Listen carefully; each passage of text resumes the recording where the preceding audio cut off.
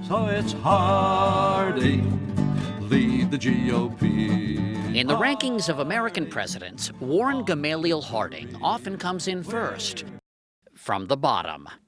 Even though Harding was elected in the biggest landslide up to that point, and even though he and his dog Laddie Boy remained immensely popular in office, Harding today is remembered, if at all, for his womanizing and for the scandals that engulfed his administration after he died suddenly in 1923, poisoned, some believe, by his wife. These are the original steps here. But in Warren Harding's hometown of Marion, Ohio, the favorite son gets more favorable treatment.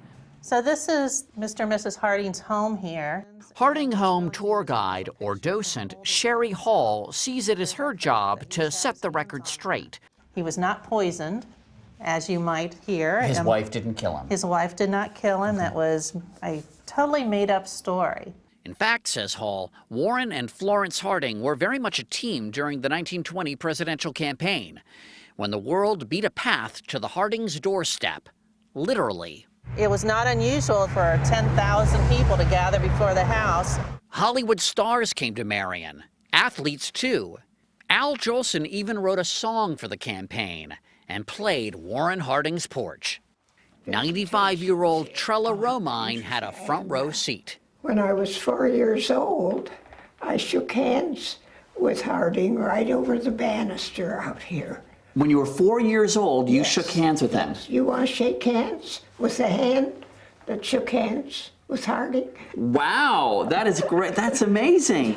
I was scared, you know, but when I looked up at his face, it was such a kind face. So I just stuck my hand out and made history. I'm sorry to get all tabloid with you, but do you think that Warren Harding was a womanizer? I'm in no position to answer that question. Okay, you're taking the fifth. Yes.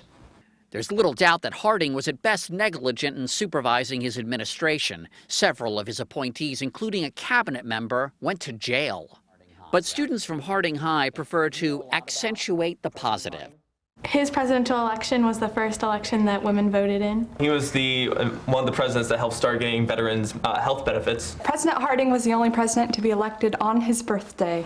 Well, this is Warren Harding's inaugural suit. He was always described as being a very natty dresser. Here are Warren Harding's golf clubs, his briefcase, his cigars, even his shoes. He did have the biggest feet of any president, right? Size 12. Size 12? I thought it was 14 and a half. About 12 now. Yep, just the facts, ma'am.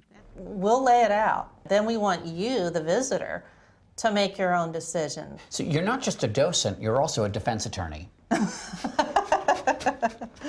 Harding was the first president to visit Alaska. He died on the way back. Thousands lined the streets to mourn as his body made its way home to Marion, where the town built a monument for him. When President Harding died, the scandals that would define his presidency hadn't yet come to light. He was still a popular guy, hence the size of this monument. It's big, a bit grandiose, right? Until you consider that Warren G. Harding was a small-town boy who made it to the White House. No matter what, that's a big deal. Warren Harding, you're the man for us.